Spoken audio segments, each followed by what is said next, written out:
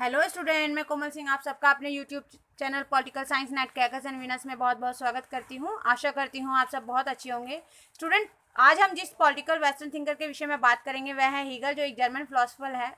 इनके विषय में आज हम बात करेंगे और जानेंगे उन्होंने किस प्रकार राजनीति समाज में किस प्रकार अपना योगदान दिया, सामाजिक रूप से, आर्थिक रूप से, राजनीतिक रूप से, नैतिक रूप से। तो चलिए आज हम हीगल के विषय में जानते हैं कि हीगल किस प्रकार के राजनीतिक विचारक थे।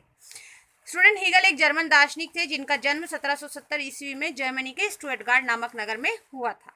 हीगल आधुनिक युग के दार्शनिक थे। हीगल के समय का यदि कहा जाए कि जर्मनी किस प्रकार का था, तो हीगल के समय का जर्मनी सामंतवादी व्यवस्था पर आधारित था, जहां पर जर्मनी में औद्योगिक क्रांति का प्रभाव ना के बराबर था।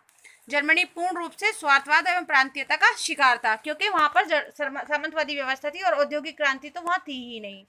ठीक है स्टूडेंट, तो जर्मनी को वहां पर यदि कहा जाए, जर्मनी को ब्रिटेन, फ्रांस व स्पेन जैसे शक्तिशाली राष्ट्रों से खतरा था, क्योंकि क्या करना चाहते थे ये राष्ट्र, जर्मनी को अपना उपनिवेश बनाना चाहते थे ताकि उसके संसाधनों का ये दोहन कर सके, उसके संसाधनों को अपने स्वार्थ के लिए यूज कर सके। हीगल जर्मनी की आदर्शवादी परंपराओं से काफी प्रभावित थे। यदि कहा जाए कि हीगल जर्मनी के प्रसिद्ध आदर्शवादी विचारक कांट से भी बहुत ज्यादा प्रभावित थे, जिनकी प्रसिद्ध रचना the critique of pure reason 1781 लिखी उन्होंने, जिसमें कांट ने अपने आदर्श व विचार प्रस्तुत किए। इसके साथ ही हीगल पर जर्मन कवि हर्डर के विचारों का भी गहरा प्रभाव था। हर्डर के अनुसार जर्मनी प्रारंभ से ही राष्ट्र रहा है और जर्मन राष्ट्र की यह आत्मा स्वयं को एक राज्य के रूप में संगठित करना चाहती है। यानी कि जर्मनी जो है वो एक उपनिवेश बनने के लिए नहीं राष्ट्र बना, वह एक संपूर्ण राष्ट्र है और उसे उसी रूप में स्थापित होना चाहिए। किसी दूसरे देश का उपनिवेश बनकर उसे स्थापित नहीं होना चाहिए। हीगल के राज्य को लेकर यह विचार था कि राज्य की प्रकृति आंगिक है। हीगल के जो विचार थे राज्य को लेकर, वो ये कहते थे कि राज्य की जो प्रकृति है, नेचर है, वो आंगिक है, ऑर्गेनिक है। इस रूप में राज्य जो है धरती पर ईश्वर का अवतार है। ठीक है स्टूडेंट, हीगल ने राज्य को एक साध्य माना, साधन नहीं माना।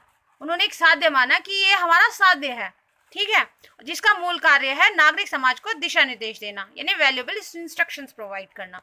और हमें क्या करना चाहिए, नागरिक समाज को राज्य के द्वारा दिए गए निर्देशों का पालन करना चाहिए, क्योंकि राज्य जो है ईश्वर का अवतार है धरती पर।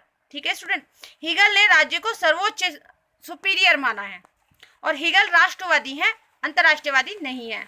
हीगल वे प्रथम विचारक हैं जिन्होंने राजनीति का अध्ययन इतिहास के माध्यम से किया तथा इतिहास के दर्शन का निर्माण किया, इसलिए वे पहले विचारक के रूप में प्रतिस्थापित हुए। अपने राज्यों पर दिए गए महत्वपूर्ण विचारों के कारण हीगल को फांसीवाद का प्रणेता या जनक कहा जाता है। तो यदि आपसे ये क्वेश्चन किया जाए यूजीसी नेट के एग्जामिनेशन में कि फांसीवाद के प्रणेता या जनक कौन है, तो आपको ये याद रखना होगा कि फांसीवाद के प्रणेता या जनक हीगल हैं। ठीक है स्टूडेंट, हीगल ने राज्य के विकास के यदि चरणों के विषय में बात करें कि किन चरणों में समझाया राज्य का विकास, तो 4 चरणों में उन्होंने राज्य का विकास समझाया है। पहले चरण में परिवार आता है, दूसरे चरण में नागरिक समाज आता है, तीसरे चरण में राज्य आता है और चौथे चरण में वह द्वंदात्मक पद्धति आती है जिसके द्वारा वाद प्रतिवाद व संवाद के द्वारा राज्य का विकास होता है। ठीक है, हम बात करें कि हीगल का उद्देश्य क्या था, तो हीगल का मूल उद्देश्य एक ही था। हीगल का मूल उद्देश्य था जर्मनी को एक शक्तिशाली राष्ट्र के रूप में उभारना और जर्मनी में एकता का निर्माण करना। क्योंकि क्या हो रहा था स्टूडेंट, जिस समय का जो हीगल का समय था, उस समय में जर्मनी में सामंतवादी व्यवस्था बहुत, जिसके कारण क्या हो रहा था कि वो स्वार्थ पर थी, सारी प्रांतीयता और स्वार्थ पर आधारित थी।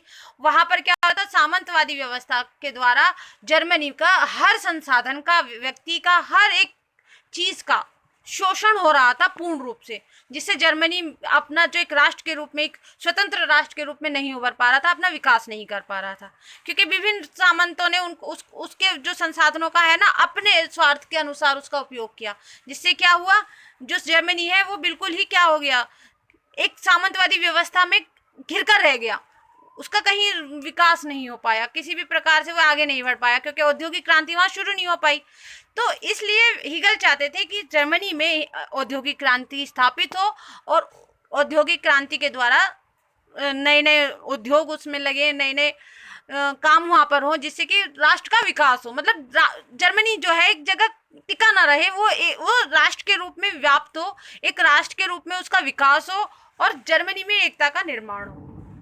इसलिए हीगल के जो मूल उद्देश्य था वो जर्मनी में एकता का निर्माण में उसे शक्तिशाली राष्ट्र के रूप में उभारना था। यदि हम हीगल की मृत्यु के विषय में बात करें तो हीगल की मृत्यु स्टूडेंट 1831 ईस्वी में हुई थी। तो स्टूडेंट आज हमने हीगल के विचारों के विषय में जाना कि हीगल का जो परिवेश था, जीवन काल था, किस प्रकार का था और उनके मूल उद्देश्य और मूल विचार क्या थे। नेक्स्ट लेक्चर में हम उनकी रचनाओं के विषय में बात करेंगे और बात करेंगे उनके राज्य को लेकर क्या विचार रहे और उनके द्वंद्वात्मक पद्धति को लेकर क्या विचार रहे और उनके किस प्रकार की उनकी रचनाएं थी जो उन्होंने अपने समाज के लिए, अपने समाज में जो उस समय का समाज था, उस समय के जो आदर्श थे, विचार थे और किस प्रकार की उस समय की जो थी परिस्थितियां थी उनको लेकर उन्होंने लिखे थे। तो स्टूडेंट बने रहिए हमारे लेक्चर्स के साथ, हमारे चैनल को लाइक कीजिए, शेयर कीजिए एंड